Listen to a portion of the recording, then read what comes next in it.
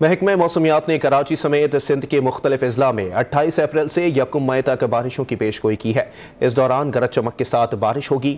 مزید جانتے ہیں کراچی میں ڈاٹ نیوز کے نمائندے سید وسیم سے، جو اس وقت چیف میٹرولوجسٹ سردار سرفراز کے ساتھ موجود ہیں۔ جی وسیم، بارشوں کے حوالے سے مزید کیا کہنا ہے محکمہ موسمیات کا؟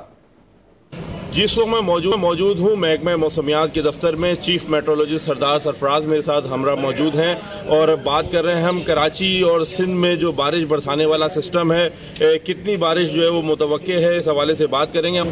دیکھیے، کل کسی وقت کچھ ایریاز میں جیسے بالکل ایکسٹریم ویسٹرن کوسٹ ہے بلوچستان کا، جیوانی اور گوادر، وہاں تو ہو سکتا ہے آج بھی کچھ ہلکی پھلکی بارش ہو جائے یا درمیانی ہو جائے، لیکن کل وہ سسٹم پراپرلی انٹر ہوگا بلوچستان کے صدرن ڈسٹرکٹس میں، یعنی مکران ڈسٹرکٹ اور پھر اوپر تربت، پنجگور اور کے چواران اور پھر لسبیلا، ان ایریاز میں تیز سپیل بارش کا متوقع ہے۔ اگلے 3 سے 4 دن کا سپیل ہے، یعنی 28 سے لے کر کہہ لیں آپ کے 1 یا 2 مئی تک یہ سلسلہ رہے گا، اور پھر وہ پھیلتے پھیلتے سندھ پہ بھی ظاہر آئے گا، اور کراچی میں بھی پرسوں جمعے سے لے کر منڈے تک، یعنی 28 اپریل سے لے کر 1 مئی تک، اس دوران میں وقفے وقفے سے کبھی ہلکی اور کبھی درمیانی بارش ہوگی۔ اربن فلڈنگ کا ایسا کوئی خطرہ نہیں ہے۔